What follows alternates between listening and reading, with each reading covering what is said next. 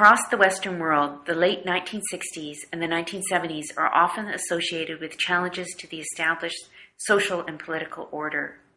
Here in Canada, we had student university protests and occupations at a number of universities in the late 1960s, 68, 69. We had feminists taking the abortion caravan to Ottawa in 1970, and the first Greenpeace ship setting out to protest U.S. nuclear testing on the northern island of Amchitka the following year.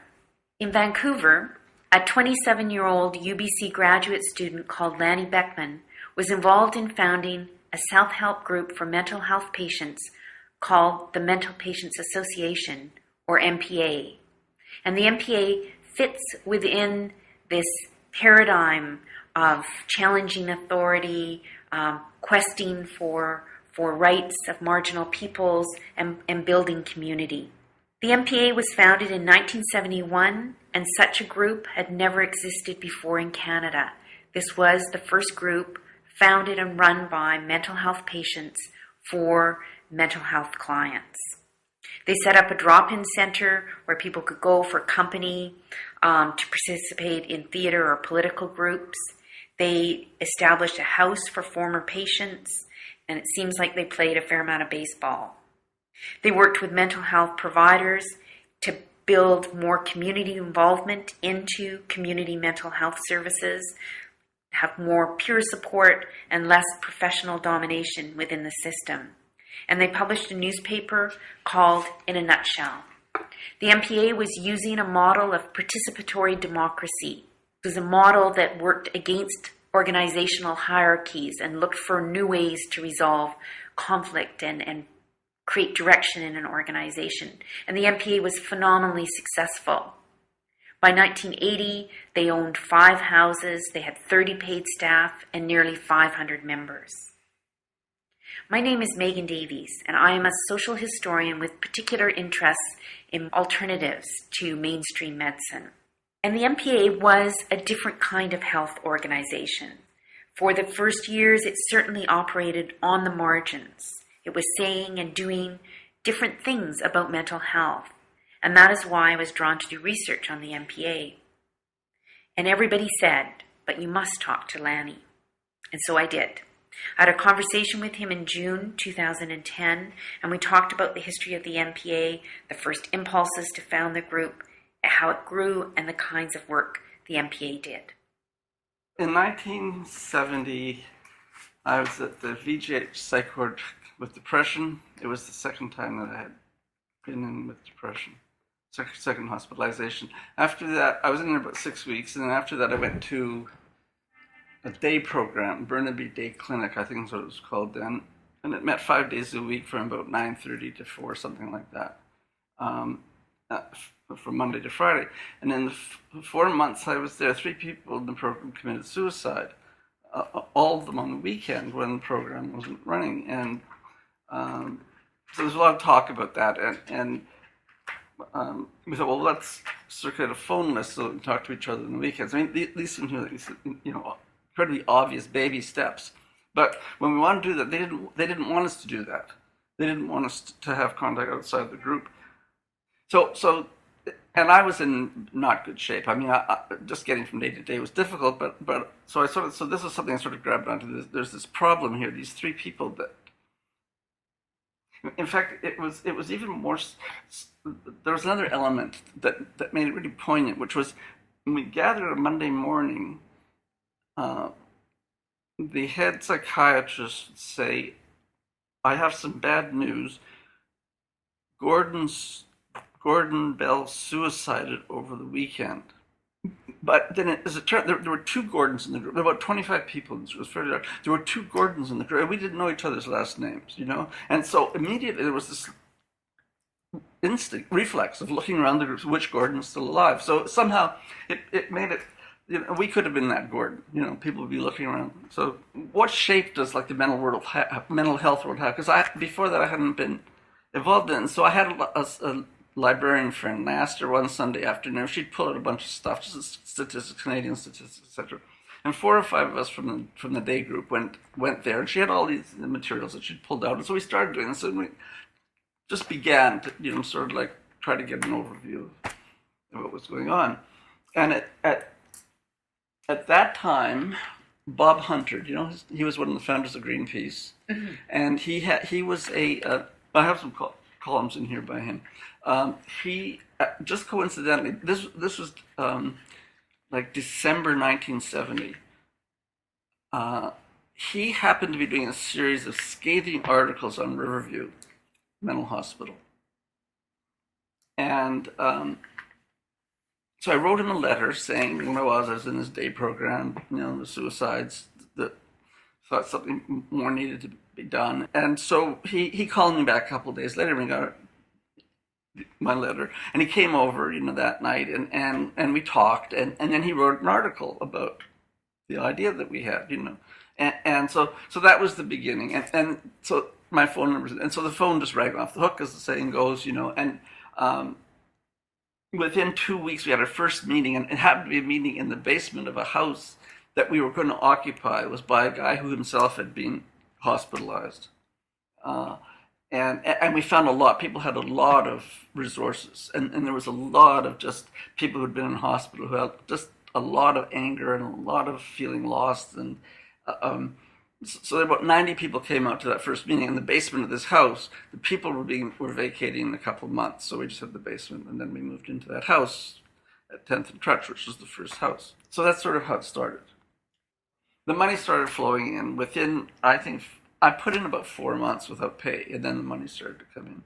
I left toward the end of 1974, and at that time, there were about 25 people on staff, and we had, I think, 5 houses. We were about to buy an apartment block with about 50 beds for people. And it was difficult when people sort of asked, like, what is MPA? What does it do? It was difficult to say what it was. I mean, part of it was sort of the problem of new language. It was democratically controlled. It was user controlled. It was participatory democracy, is the phrase of the day. Ultimately, I thought the best and shortest answer was, and this didn't come to me for a couple of years, is MPA is a community. We're just building a community of people, and people who've had hard times and so on. That was intentionally different. I mean, there's a long history of little utopian experiments. So MPA was a little utopian experiment. Well, I remember, first of all, that the second meeting, someone said that they moved that I be president, and I said, partly I wasn't sure that I was in good enough shape to take it on, is one thing. But the other thing I meant just why don't we see if we don't need presidents? Why don't we see if we can have a group that's more equal without that? And that's how we eventually got to coordinate, the word coordinator, right? There's no president, coordinator. And at some point, so it made sense to incorporate it as a nonprofit society. And they have this structure where there's a board of directors, et cetera, et cetera. But we just ignored that. They had to fill in the 5 names. It literally was the first 5 people who walked in the door that just put them down as that, because this is a different model. And so the utopian thing was, first of all, the first thing is that all salaries were equalized. Everybody had to be elected. Anybody had to be elected, and the elections were every 6 months. Eventually, later in the 70s, I mean, people thought that's ridiculous. I'm not running for a job every 6 months, and then they unionized and so on. So this is the ultra democracy. We had elections every 6 months. That was tremendously important. I wonder if you want to talk a little bit about that process of the staff member connection. Well, I said before, so there'd be somebody there who, would not say a word for a long time, and in a meeting would sort of start to express himself or herself. And so the next step to that was that they would run for election.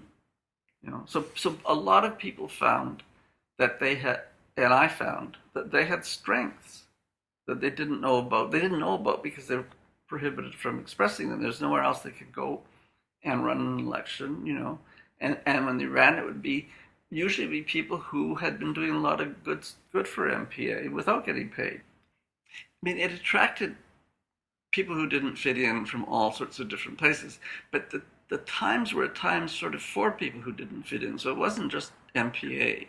It was MPA for like really for people who had suffered from serious stuff, who'd been in hospital, and whose lives really were sort of defined by it or dented by, mental illness. I always use that word in quotes. There were people, there were a lot of volunteers who wanted to be helpful. I mean, in community organizing, sometimes it's difficult to integrate volunteers. But we got just tons and tons of people who wanted to be around. The times were extremely different then. The name R.D. Laing, the psychiatrist. So, he had kind of romanticization of schizophrenia as being some kind of, though painful, kind of like insight into deeper kinds of layers of, the human mind. And the times are so different from now. It was a time when things were flipping, so that the word freak became positive, the word queer became positive, and so there were a lot of people who were really interested in spending time around, not just schizophrenia, spending time around people who were having hard times, or who were oppressed. I mean, so that word was used. And this was exactly simultaneous with the beginning of the women's liberation movement and gay liberation movement. So we tried in a way to graft MPA onto these other, particularly the women's liberation, gay liberation movement. So the civil rights movement was also important. Lanny, you weren't just good at writing grant applications. You were good at working with the media. Yeah, I was. I was good at organizing too. It may be that I was good at organizing people who were like the people at MPA. I'm not sure I would have been good at other kinds of community organizing. Yeah. Because there was, I was not there as a tourist, right? I'm still not a tourist. I'd rather be a tourist in the mental illness world, but I'm not. So that was clear. That was that I was in the same boat as other people. The picture I see now is cloudy. I think it was cloudy then too, although because we hopped on that kind of bandwagon, anti-psychiatry, Thomas Sass bandwagon, it gave us a sort of hook, to make sense of what we were doing. And it was only part of it, because most of what we were doing was services. The other wing, the education political wing, was really a smaller part of it. I mean, first, it was so new. I mean, I don't think that had been done before, that people who had been in mental hospitals sort of banded together. Not in Canada, anyways. No. Not in, it was, that's why I find the MPA compelling, because it was really revolutionary. So you find compelling, partly because you're a historian, right? And I like radical stuff. Yeah. So that stuff was happening starting around 1970, 71, which were radical times.